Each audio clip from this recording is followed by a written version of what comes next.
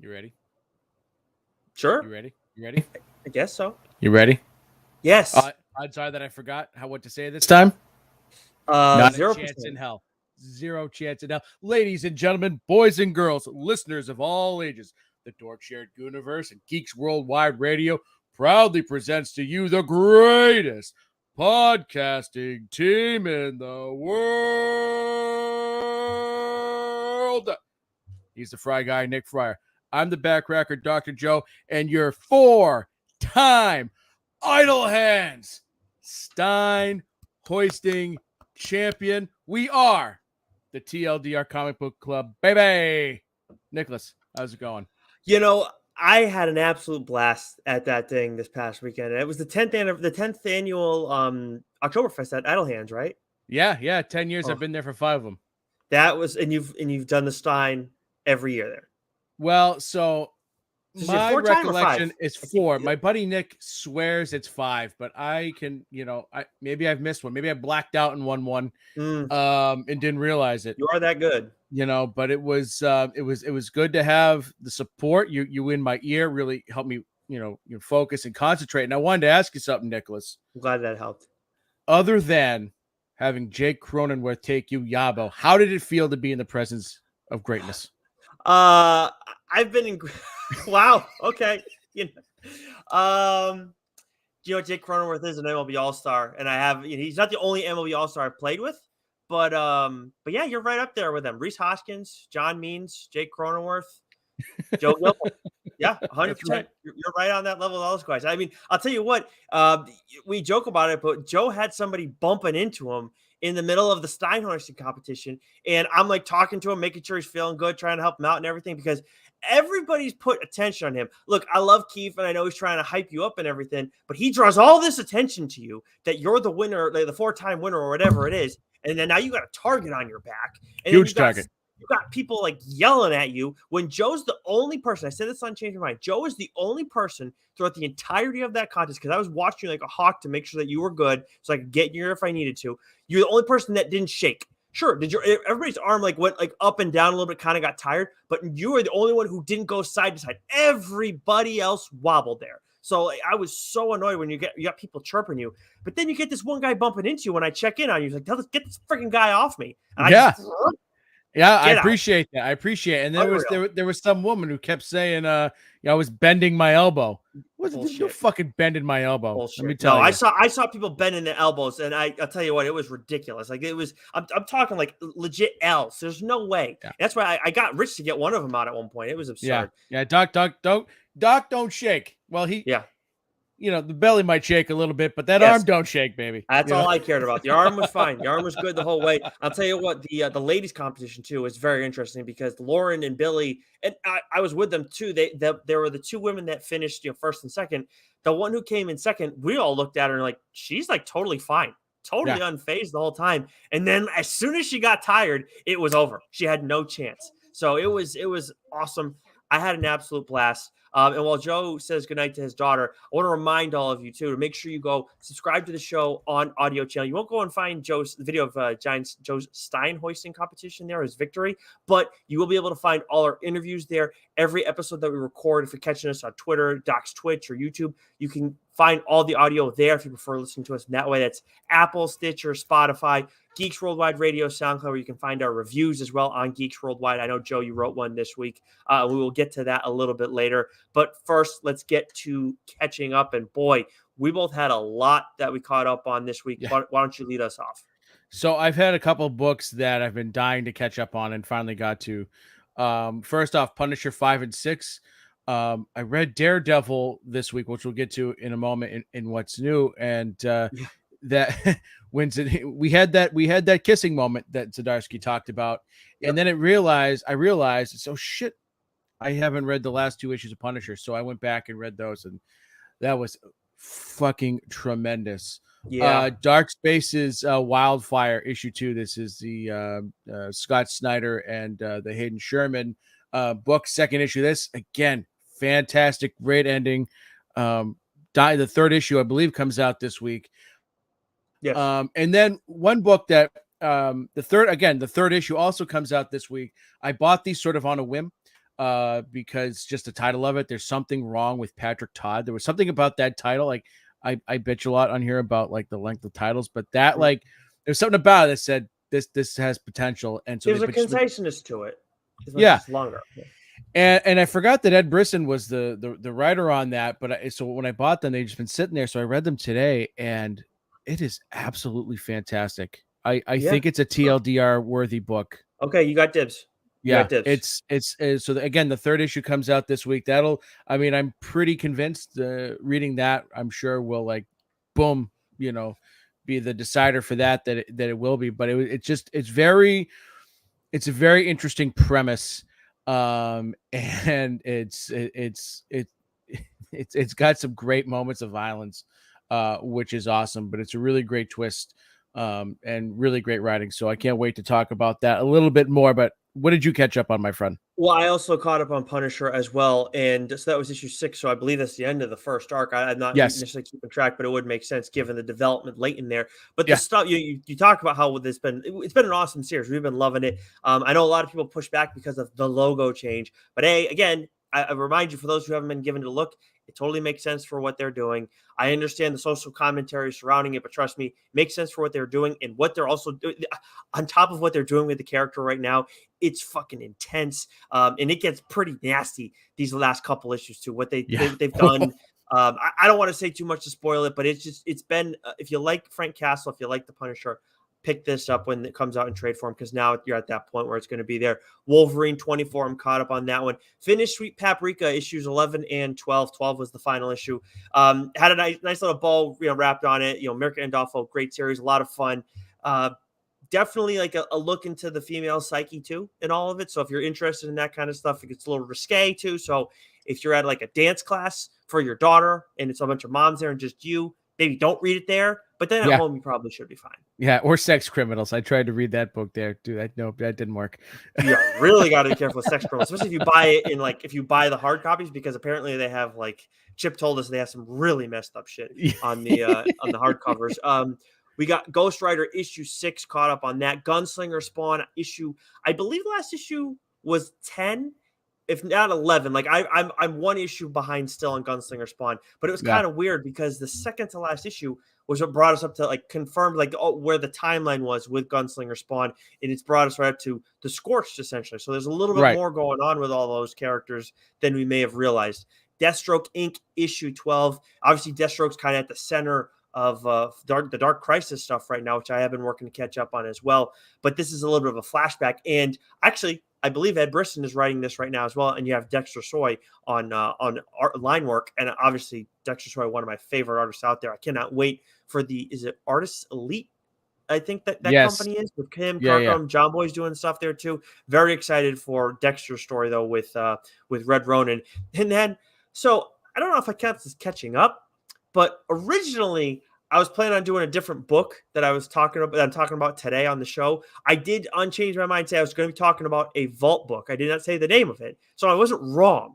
You saved However, yourself. You saved yourself. yes, I thought I was going to be talking about Devil's Red Bride today, but then as I talked to Joe, when I first told him and I was in the middle of reading it, he didn't realize that he's already read it and he was planning on doing it on the show. So it's one that's going to bite the dust in terms of being a TLDR book, but absolutely a TLDR worthy book. Holy shit. Yeah. Yeah. This book was tremendous. I remember talking about it when it was coming out weekly. And it was one of those books where I said, I think I called dibs, and, so there's, our fucking lists right now. I think Yeah, because we've done so many interviews and we started doing the that's the solicits problem. and all, right, books that we've wanted to talk about sort of get put on hold, and maybe something else pops up. Oh, we really want to talk about that. So this is one of those books that I loved, wanted to talk about, and just sort of it kind of fell, to the bottom of the pile a bit. But I absolutely love this book. I don't know how, because I don't know if you've ever read Usagi Yojimbo, but there's elements of those two where you get that a lot of that sort of Japanese culture, Mm-hmm. in the storytelling that I really loved. And the main character in this book, she was such a fucking badass. Dude.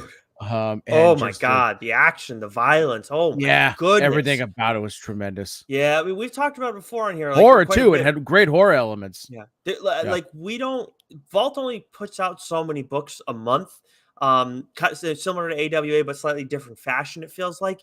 But man, they have some really, really good stories that are worth your time. Of course, Autumnal is the one that kind of jumps to mind Yeah. above all else, but the one I'm talking about today is probably going to be right there for most people as well. But Devil's Red Bride, awesome stuff. Definitely must read, definitely TLDR worthy. And I think, Joe, we need to set up an Excel doc going forward so that way we don't run into issues, because you're right, because I sometimes when we run into this after like 4 weeks of doing interviews, which is what we just did, I get there and I'm like, oh God, I don't have any other books. I'm reading a ton of stuff, but like Yeah. I don't have anything to talk about. Like, how is this even possible? And then I've had the one I'm talking about in the back of my mind for a while, but you just lose sight of things and you lose track of some of the copies that you have or whatever too. So it's a mess. We need to organize ourselves a little bit, because we're not going to stop doing interviews. It's like when you start reading Good Asian because you forget, your partner called dibs, and you Yeah, just go with it. I mean, I guess I'll never forgive you for Good Asian, but one could say we might be even right now.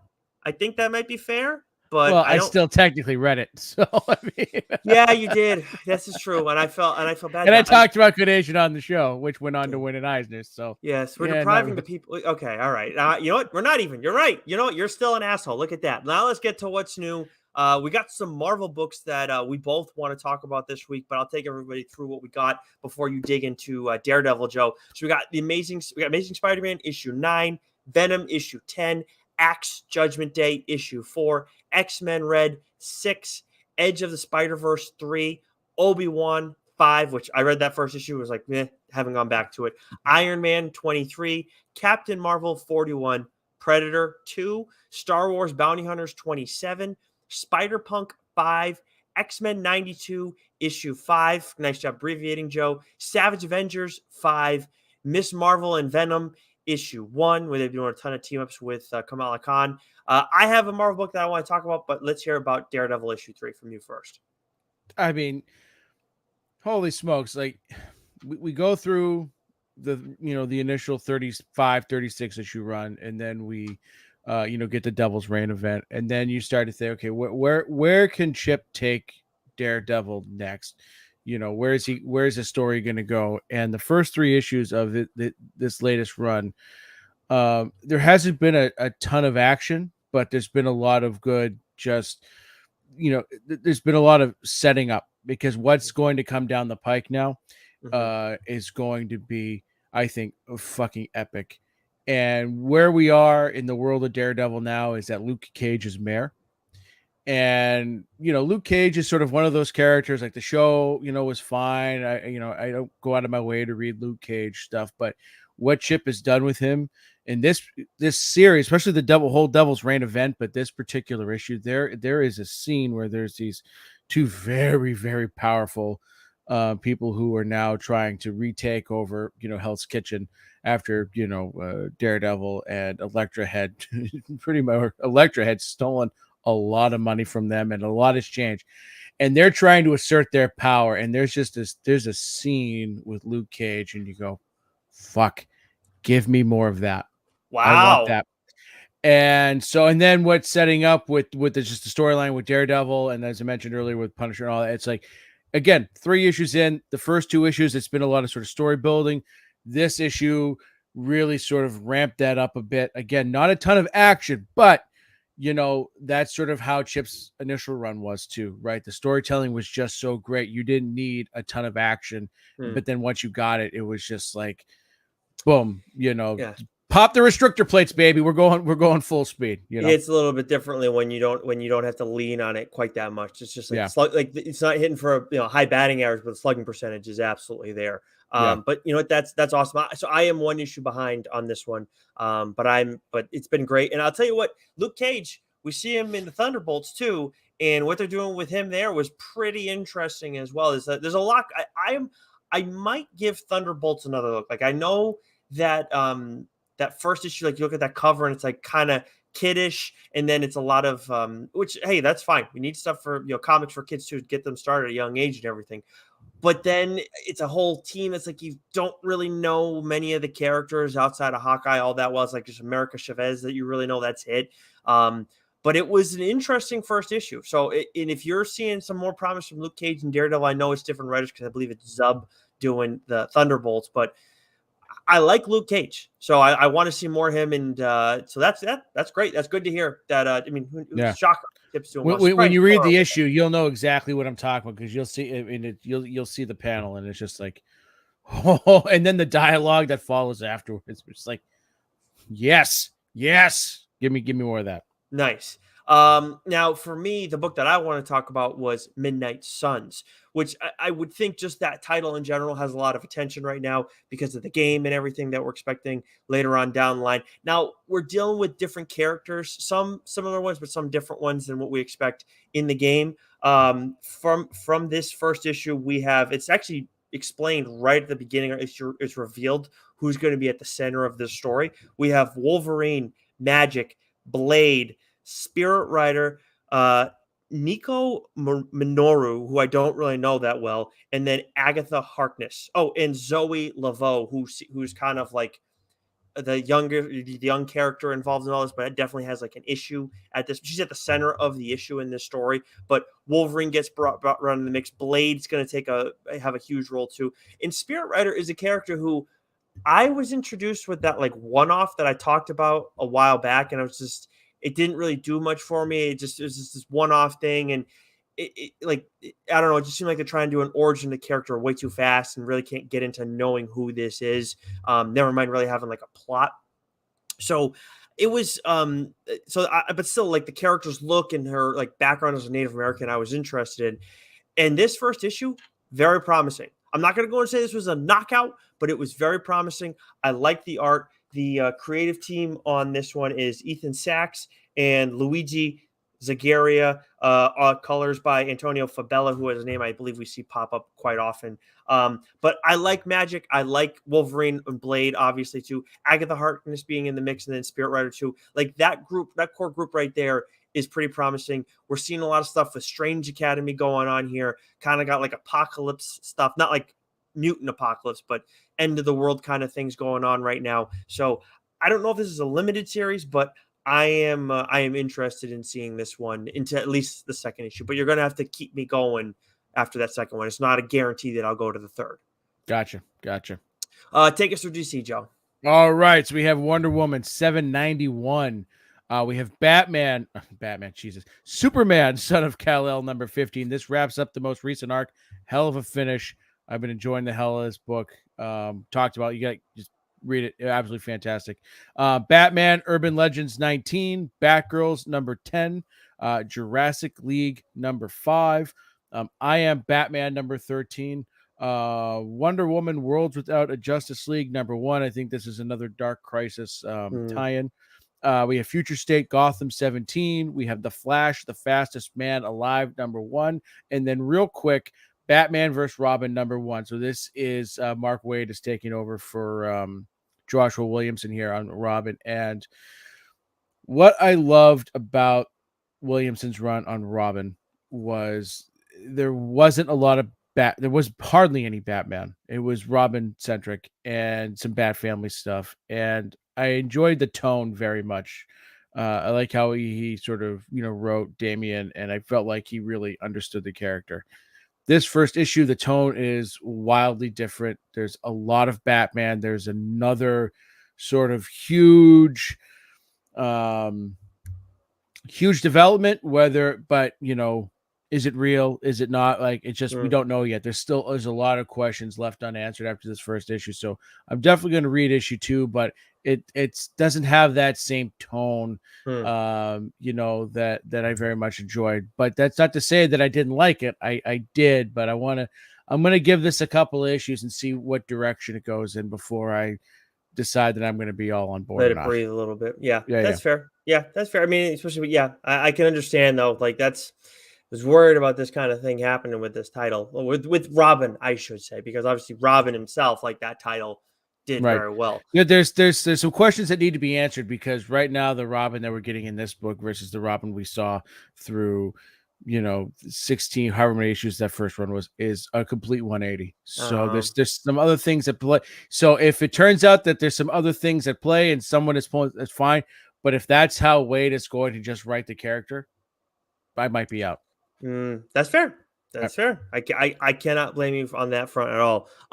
From Boom, we got a light week. We haven't had a Boom puts out what 3 books a week usually, but we only Yeah. got one this week. This is one of their lighter weeks in a while.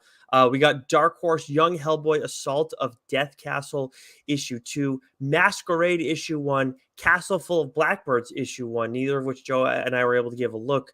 Overwatch, New Blood issue 3. IDW Godzilla versus Mighty Morphin Power Rangers issue 5. In the course of my move, I fell off on this, and Cullen is writing this book. I was enjoying this, so I might just try and seek it out when it's in trade form because it was fun. And I can't remember for the life of me whoever does the Batman versus TMNT stories. Like it was the same. I believe it's the same artist, and it's like, is it Freddie Williams? I believe. I couldn't tell you off the top of my head. Anyways, I was enjoying that. Dark Spaces Wildfires issue 3, which you've I actually haven't gotten a chance to give this look. So if you want dibs, it is yours. No, give it a read. You'll Okay. you'll like it. Yeah, give it a read. Because obviously it's Scott and Hayden Christensen. And then True Cult, but with V's, and Cult spelled with a K, issue 2. And then Dynamite Immortal Red Sonja issue 6. And then Joe, AWA Sacrament issue 2 was out this week. And I want to give issue 1 a look. It's right in my alley, but I kind of play by the rule usually that if I haven't read the first issue by the time the second issue comes out, that it should be automatic dibs. I feel like that should be the way it is for both of us. So much like, so over the course of the 2+ years now that we've been doing this, I've gotten a really good feel for books that are like, these are Nick Friar books, right? Archangel 8, right, from AWA, Right. 100% one of those books. Yeah. Sacrament, right? Not quite the same, but this is a Nick Friar book. I wrote the review. It's up on geeksworldwide.com. It will. So it's not up yet. It will be. Yeah. It will be. I'm gonna put some finishing touches on it, but so it's funny because we've developed a nice little relationship with AWA, and I was chatting. Brag, and he goes, and whomever I was talking to through DM said, wait till you read issue 2, it'll knock your socks off, and it absolutely did. This has got, very much got religious elements to it, but the horror and the demons, the demonic aspects of it, and this is such a perfect Nick Friar book that typically I would say I'll call dibs, but I won't. I'll let you read it. All right. It's that good. I will get on it this weekend. I promise I'll get on it this weekend. The next AWA book, I'm not going to be so nice, and I'm going to talk about the book. But this is a quintessential Nick Friar book that I've been a dick enough times that you know what? Now we're even for good Asian.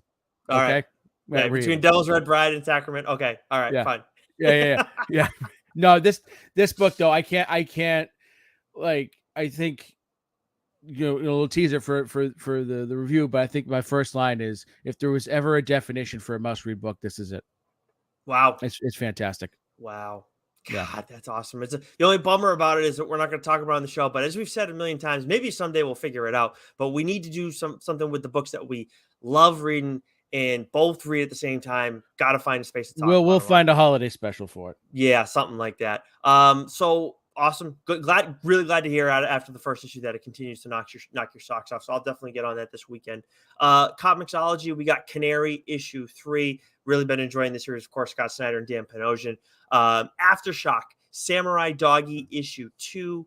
There's Something Wrong with Patrick Todd issue 3, which you talked about off the top, catching up on those first 2 issues.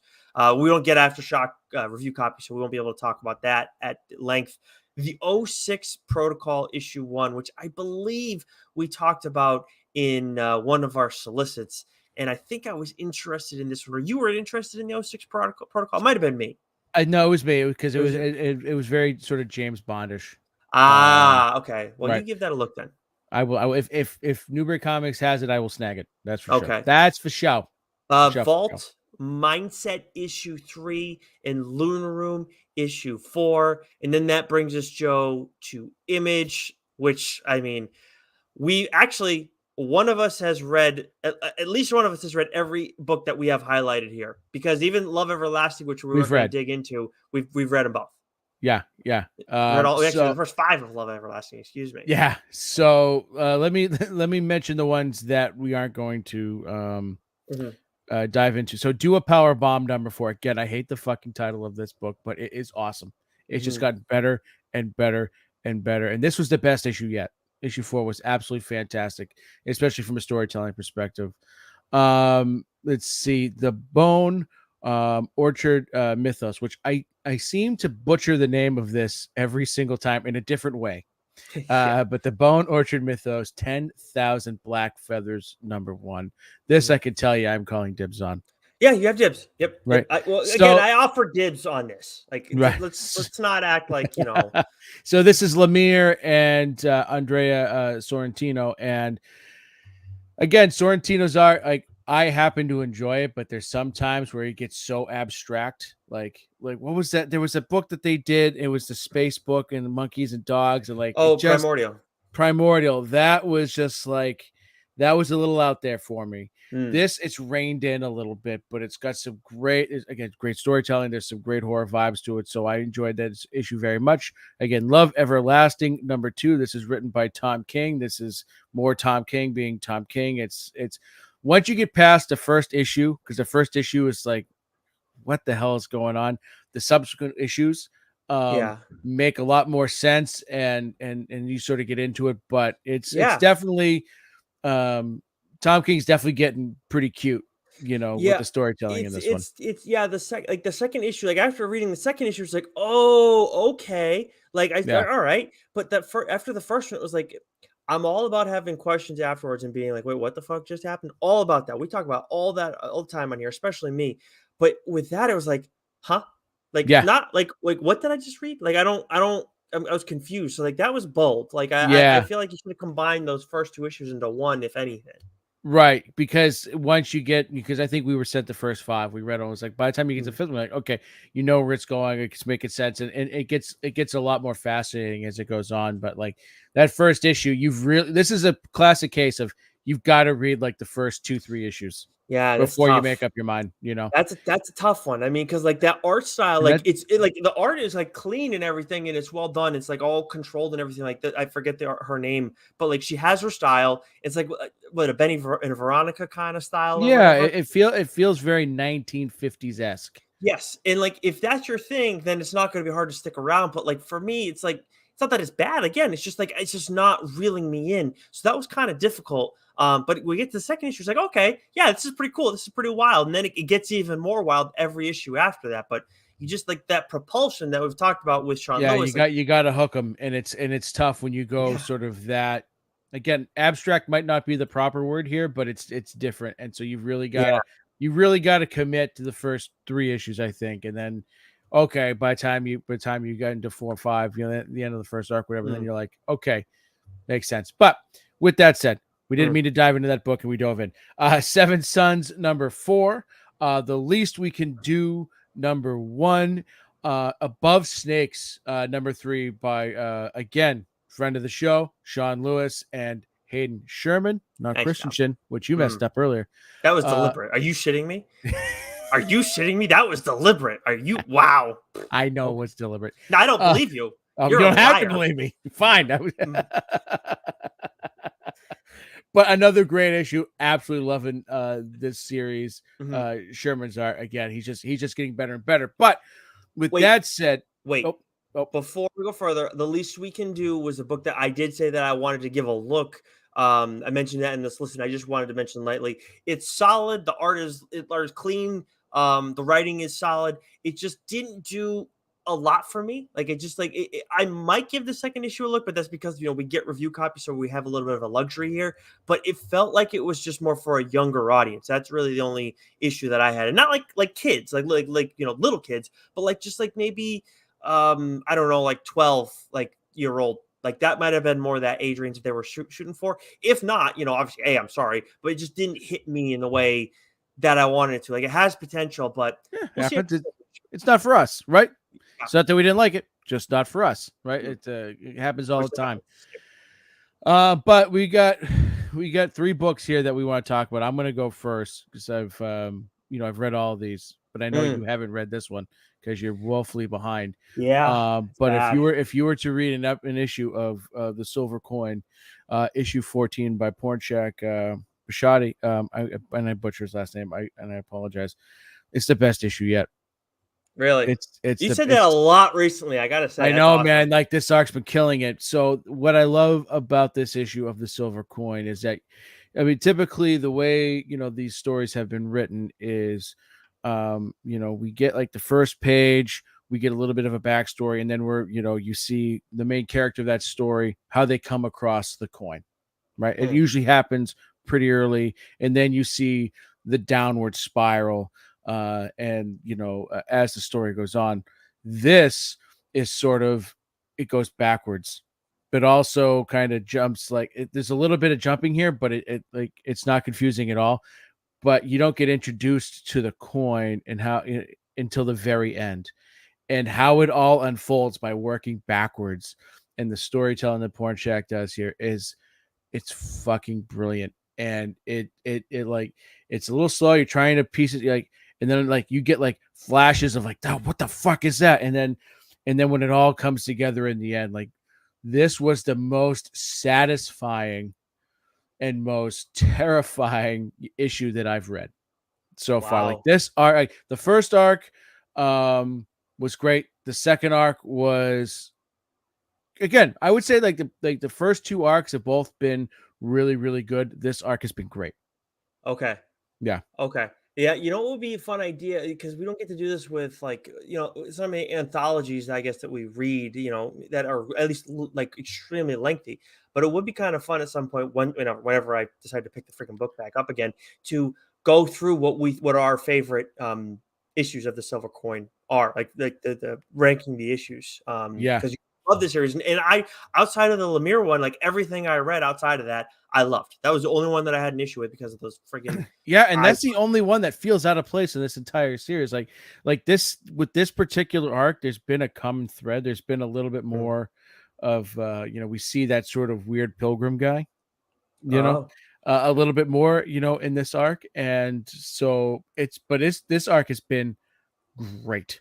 The other two nice. have been fantastic. This one has been great. And I texted you the moment I finished reading it. I was like, Yeah, dude, right, get back on it, man. Because I think I think you've read the first two arcs. Issue 8 or issue 9 is where you stop. I'm really far behind. There's no Yeah, yeah. yeah, catch the fuck up. It's Yeah, absolutely fantastic. I will. I will. Another issue 14 that we got out though. Speaking of fantastic stuff, another issue 14 we got this week was King Spawn, and of course written by Sean Lewis. Different artist, not Javier Fernandez on this one, but still a similar style. I don't know if Javi was the artist on issue 13 too. I'm now like kind of question myself a little bit.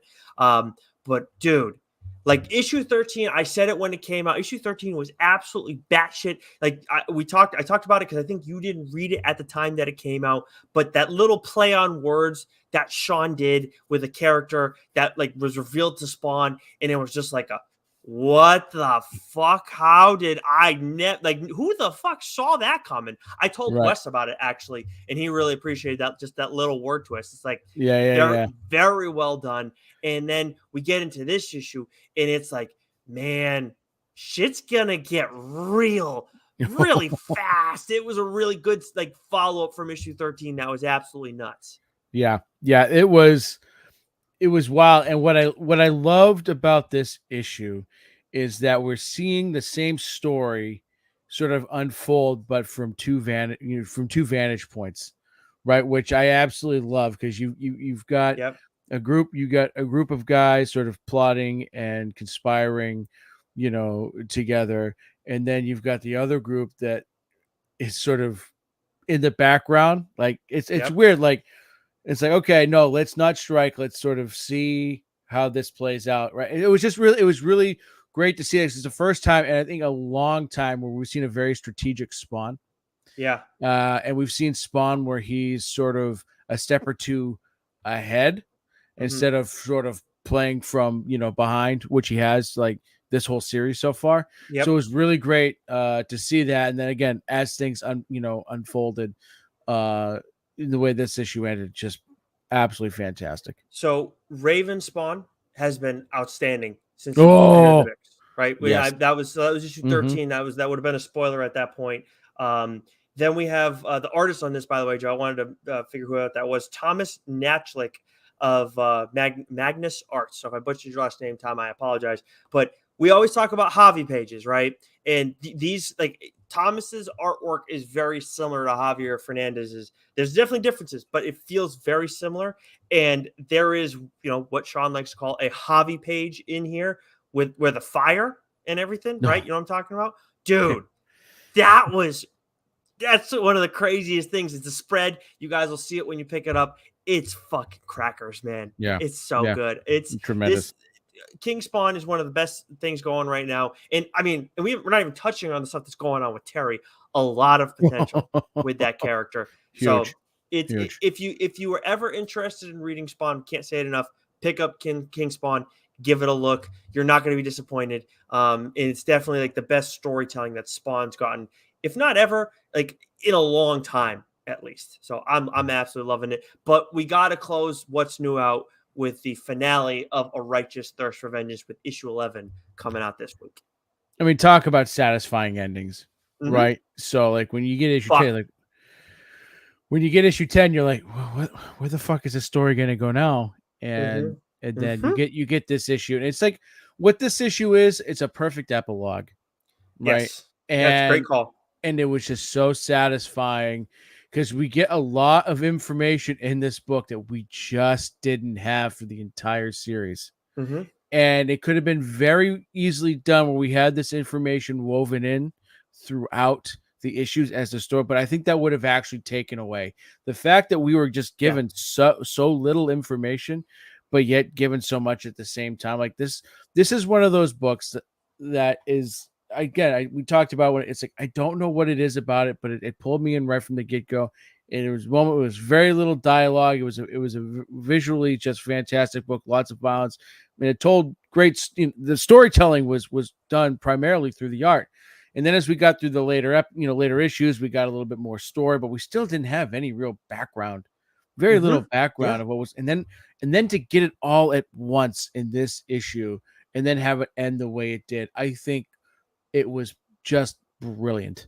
Absolutely. This is a must-read series. If you've never really picked up indie comics before, give this one a look because it's going to be a fast read and you're just going to realize, wow, there's a lot. There's just like that was very simple. And it was like nice shut, open shut. And you're right, Joe. It moves at a breakneck pace. I mean, that was the biggest thing that really jumped out to us. It's like, I mean, just since we're getting the review copies, it's like we got to give this a look every week just because there's just you can get through it so fast. You can squeeze this in, as we're trying to get ready for what's new. But this last issue, this doesn't mean a whole hell of a lot. It was definitely the slowest issue of them all, but I still wouldn't call it slow. It moved at a more even pace, I would say, this time.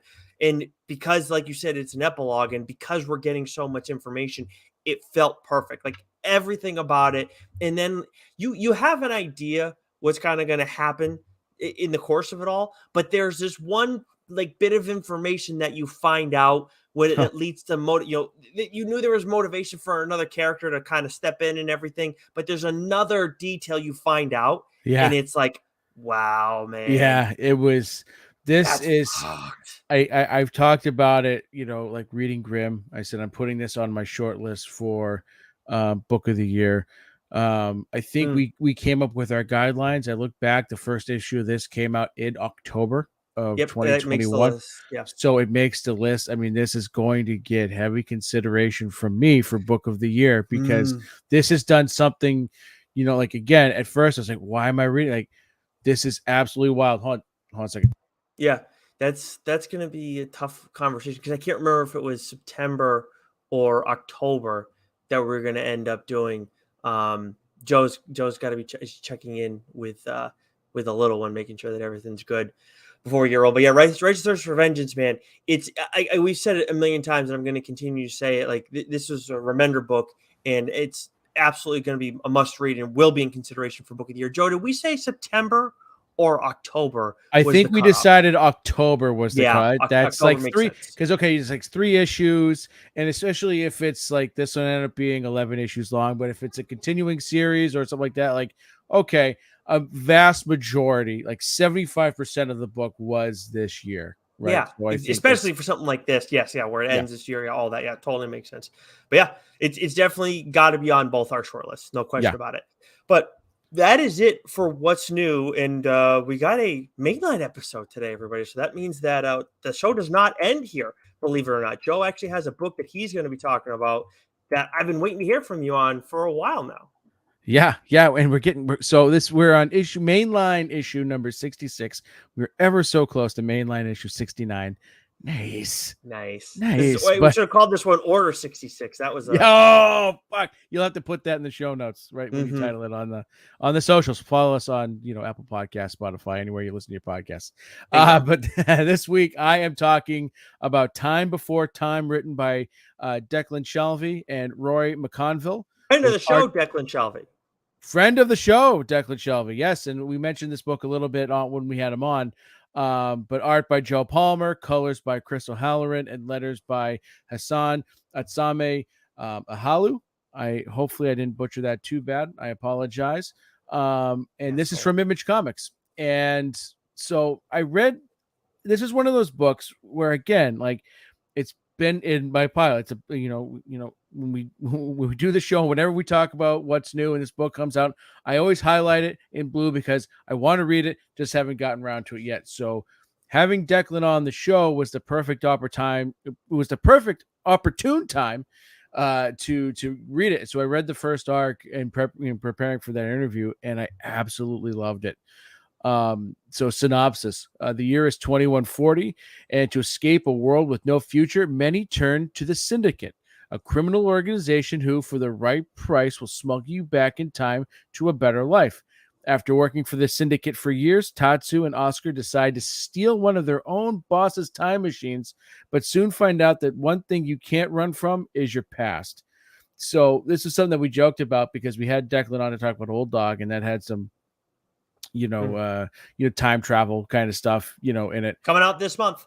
You're gonna want to read that. And so this is all very heavy on the time travel. And so it's like, you gotta think for time travel, don't you? So one of the things about books or movies or shows that deal with time travel, it can get a little wonky. This was one of the things to discuss when talking about Paper Girls, right? There's a lot of time travel stuff. There was some moments where it got a little, and then it came back together again. What Declan does here with this book is great because you know exactly where you are, because usually on going across several panels, he'll have the year that you're currently in, and so you never really get lost or confused. So as far as sci-fi stuff goes, time travel stuff goes, I think Declan does a really good job at handling that and keeping the reader sort of in the proper place and time. And so it's currently 16 issues. The third trade will drop in November, on the 19th. On November 9th, I should say. And this is a very fascinating book. And it, again, this is one of the highest praises I can give a book. And I say it a lot. It reads fast because immediately you sort of get pulled in.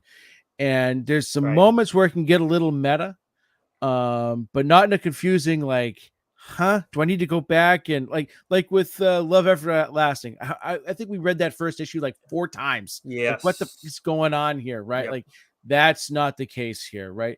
It's meta in the sense where you start to see some characters in one issue and then you see them again, and like, oh, and then fuck, when you're reading it, you sort of like, holy shit, like that kind of stuff that we're talking about here. And so what I love about it is the initial premise of the Syndicate is this crime organization, and for a large sum of money you can it says live go to lead a better life, but at least from what I've read, it's not people wanting a better life, it is people needing a different life. They've got to get away, whether it's like, this life sucks, I can't live here, this is and one of the things I loved was in the first issue, they're in the year 21, right, whatever, and they go back to 1983, and it's a mother and it's a kid, and so Tatsu, who's one of the main characters, he's sitting down there and he's sort of telling them, all right, here's the deal, this is your new place, bop bop bop bop bop bop, and the kid goes, what's the Wi-Fi password? And he's like, Wi-Fi hasn't been invented, it's not going to be invented for another 20 years, and the kid loses his shit. It's fantastic. Just yelling at his mouth. It was like, it was perfect because like, this is one of those things where like, you and we remember a day and age where internet was in its infancy. Definitely didn't have Wi-Fi. I remember I didn't get my first friggin' cell phone until I was a freshman in college, right? Like, I will Yeah. never have any idea what a Nokia phone is, let alone a Wait, what rotary was your phone. first cell phone? What was my first cell? It was a Sony something. It was silver. It wasn't like, I remember everyone had those clunky ass Nokia phones. I had I can't remember exactly what it Okay. was, Well, I but had, you may not remember mine. Mine was a Juke, and it was like this tiny, thin little thing. Like I'm telling, like you can see if you're watching this phrasing. stream right now, you can see how Your big it poor was, fiance. Your poor and fiance. it was this big. Now it flipped up. It was a grower, so it would come right up and be about this tall. So it would have gotten the job done, but it was really thin. It was really Yeah. weird. Yeah. Yeah, Yeah. odd So times. yeah, it was a brick phone, right? But it Mm. was smaller than like the Nokias because those things were friggin' massive. And then I had a BlackBerry for a while, and then the iPhones came out, and that sort of changed it. But like, Mm. this is the stuff, right? Like, you go back to like 1980, whatever, and it's like the shit just doesn't exist. And I just No. it was friggin' hysterical. But you've got like people like you've got whether it's pedophiles or murderers or people who are about to get locked up and go to jail, say I got to get out of here, and like this guy Todd, he's whether he likes or not, he's got to transport him. He's got to take him away. And so like Mm. these time jumps, doing this job for the syndicate because he's there, he's paying off a debt of his own. So he's Ah. stuck.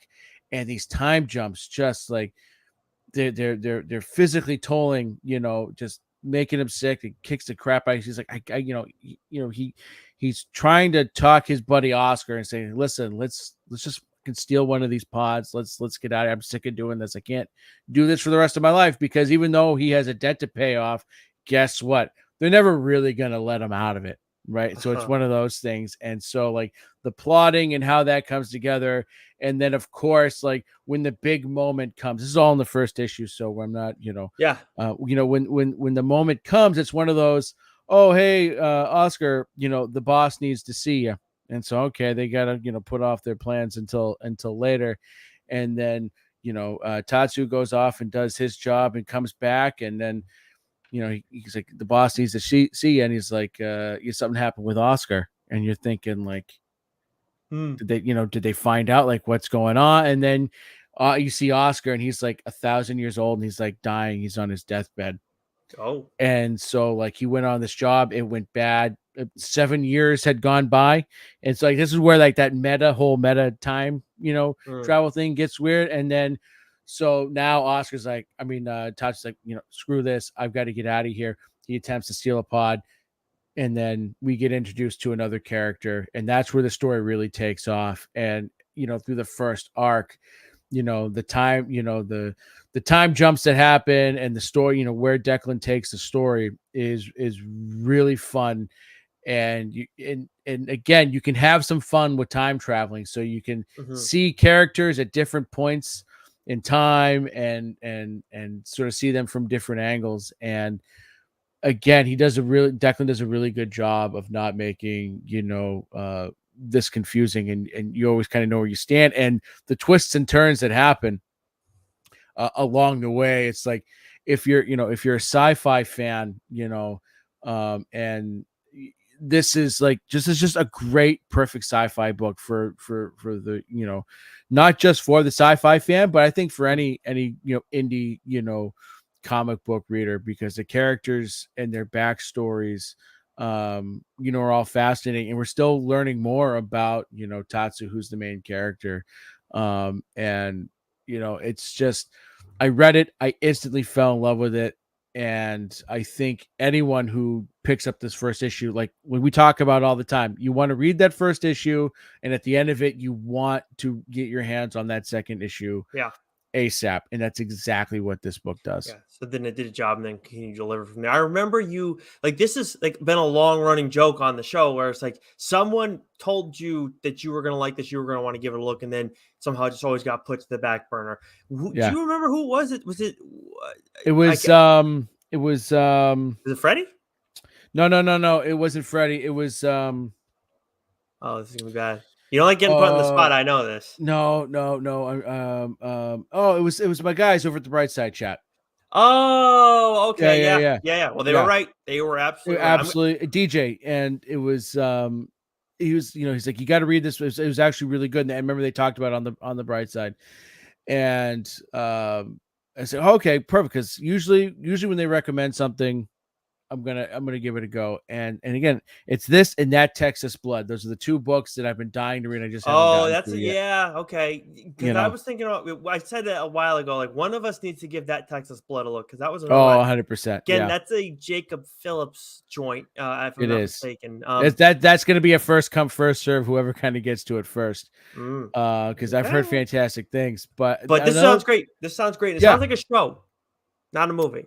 this no, this would be a great show. Yeah, there's way too much going on for you to condense this into a movie, and doing part one, part two. You can't. You just, unless it's Dune or Star Wars or Star Trek or Mario. Like if you can't tell a tight story within 2.5 hours, it's going to be tough. Like TV's the way, and this is a perfect, like, because you can almost have this quantum leap kind of feel to it, but Mm, you've got this like massive conspiracy, and you've got crime syndicates, and you've got these two massive factions, just in this millennia long sort of battle that you see at different points in time. And uh it's so good. And then it's this thing, as I kept saying, Declan does this, Declan does that. Well, it's also Rory McConville, right? mm. It's I think that's something spectacular about this book. We talked about this with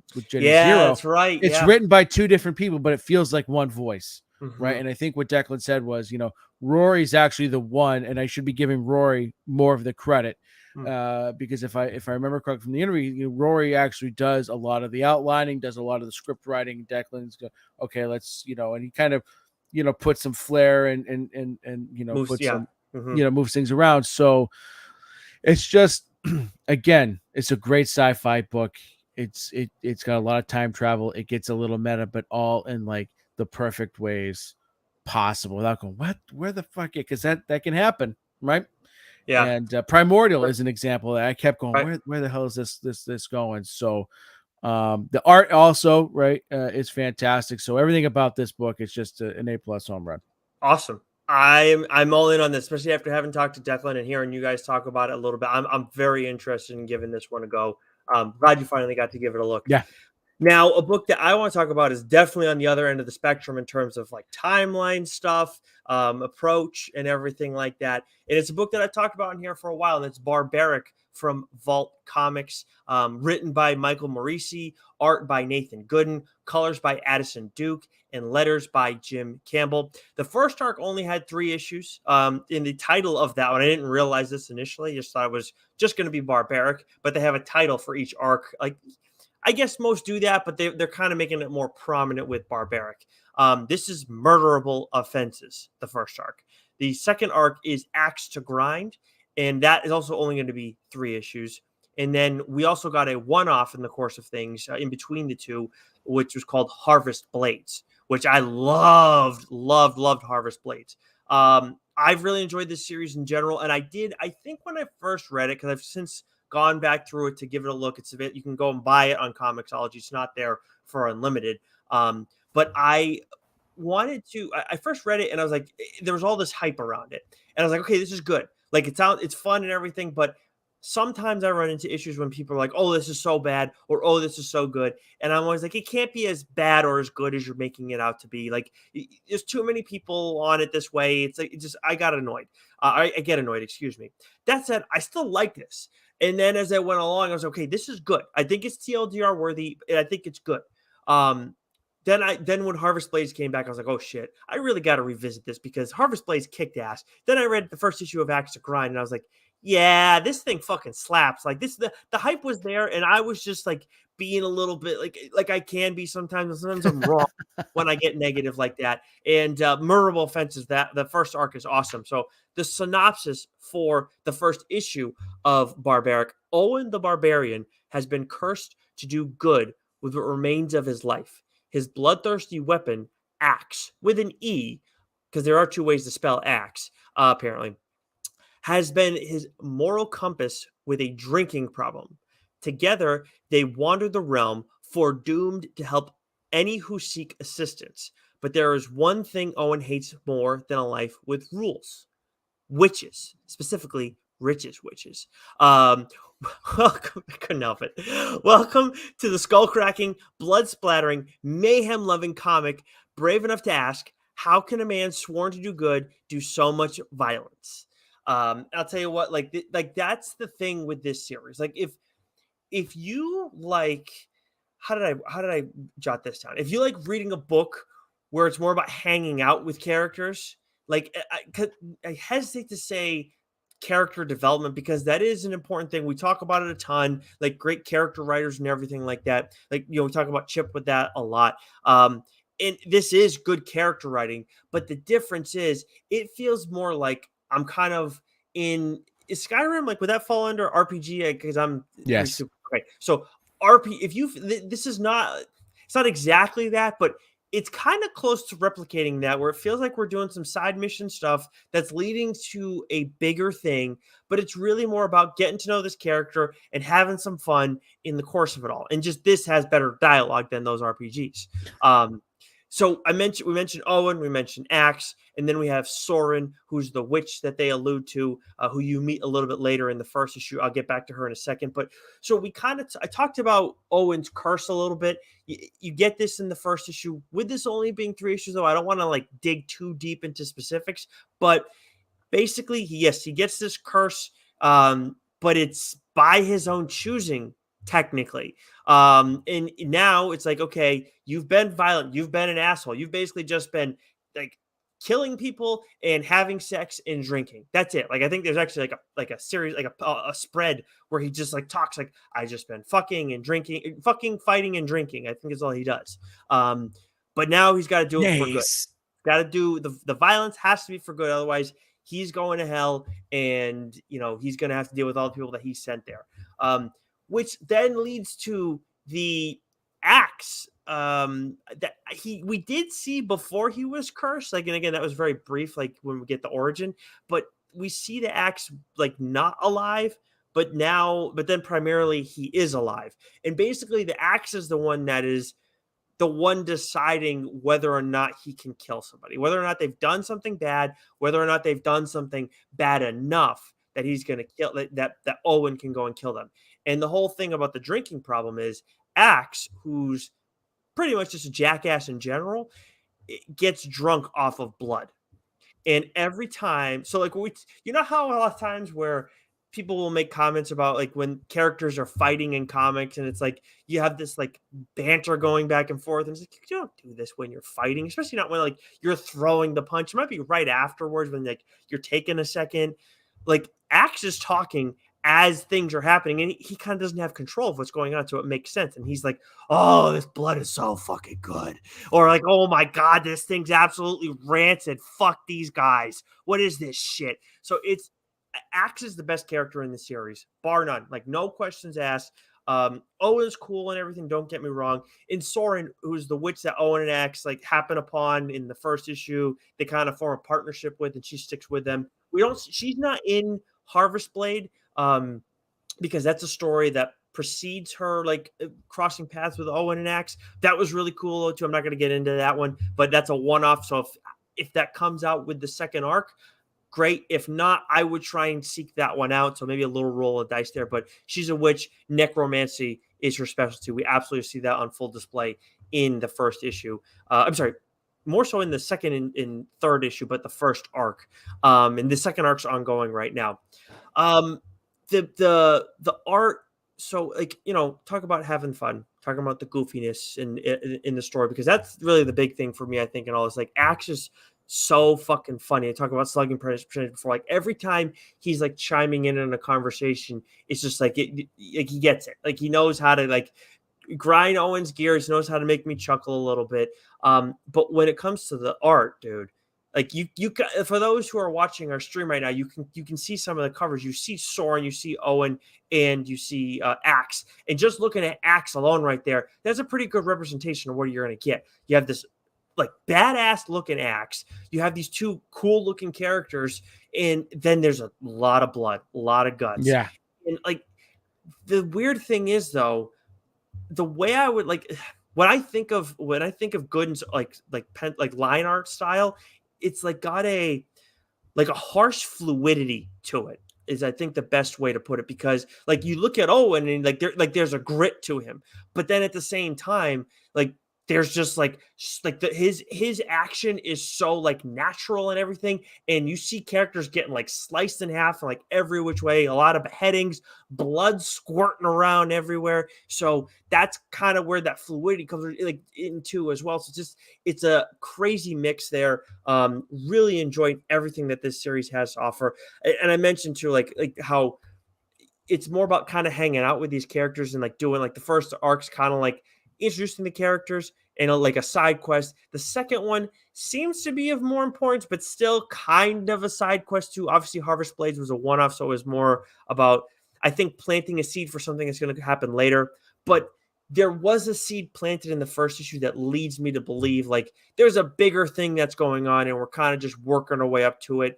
But it's just not front of mind because you're so focused on what's going on with Owen, what's going on with Axe and Soren as well. So, I, like fun characters, a fun concept too with Axe, and I think they've been, I think Gooden's art has been great, and same with Addison Duke's colors, and then Maurice's just been knocking it out of the park. From a plot standpoint, it's been good, but from a dialogue standpoint, it's been top notch.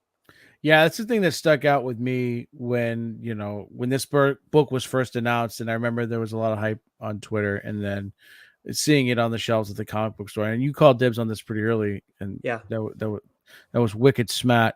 But the art in this is wild. I mean, I would call it over the top, but not in like an over like I would not say in a bad way, and I wouldn't even Mm. say in like an over exaggerated way either, right? Like you look at Owen, you look at Axe, and yeah, there's like you know there's something about it. It's aggressive, but like Yeah. in that perfect fantasy comic book style, Yeah. that you want. And I think that enhances, the violence. You see, like the covers, like the artists that they've gotten to do. So like there are some absolutely fantastic covers, for this series. Some are, over the top, just blood and muscles and just gore and all that. And I can't remember who did it's on the Instagram post that I posted Is earlier, it Sealy? but no, it wasn't Sealy. Sealy's done all like the black, uh, black bag, Oh, okay. covers with all the nudity. No, Mm. it's, it's almost this photorealistic, cover where, you've got Axe and then you see Owen's face like through the mouth of Axe. Oh, Flip through. You'll know it when you see it. It's absolutely fantastic. But that's what like this book. It's like the art is what grabbed me right from the get go. I haven't read it, but like just from wanting to read it, seeing it on the shelf, and seeing all the stuff on it about Twitter, like this is a book I definitely want to read. The art is like all in on it because it's just that great classic, like over exaggerated, fantasy style art. mhm. So, and I know, and obviously going off what the question that we always ask too, like with movies, show, all that kind of stuff. I think this would be better fitted as a show, just because I think you could have a Yeah. lot of fun with this character. But I also think Joe too. We don't talk about this a whole hell of a lot, but video game for this character too. Like he needs a Oh, lot more. Maybe you need the show first, yeah. but I think like with Axe. Like you could have like this could be something that people could really sink their teeth into as a video game. Yeah. And I'd want this to be an animated show, not a live action show. Yes, I prefer that. And yeah, Yeah, man, just think video game would again, see nuts. thinking Invincible. Like if you go and have like maybe not as glossy with the art, but how violent they're able to get there. This like Barbaric Yeah. would bring that similar kind of style to it. And then again, Axe is just like I can't say it enough over and over. Like this character is a great concept, and they get it done right. It's like That overall design, yeah. yeah. It's original, it's fantastic. Yes. Yeah. Yeah. This is the perfect amount of outrageousness, I think, in this story. All right. So now normally we would do in a mainline episode, we would do a failed superheroes club, but we are pushing it on time because we did go on a little long in what's new. So we have one in the in reserve, but we'll save that for another time. But if you haven't already, The League of Regrettable Superheroes by John Morris, fun book, definitely like a not coffee table book size, but definitely something you could put on a coffee table if you have one. If you don't have a coffee table, go buy one and then put one on it. But and we're not shills for John Morris either, but it's a good book. Anyways, Joe, mainline maybe next week, right? That's what we're thinking. Yeah, Yes, I yep, think I so. think so because then I'll be off for a week. So That's right. we got some fingers and some pies. Yes, absolutely. But either way, make sure it's a good reason to subscribe to the audio channel so that way you know you get everything from us. You're not going to miss a darn thing. But either way, Joe, until next week, stay sexy. You know it.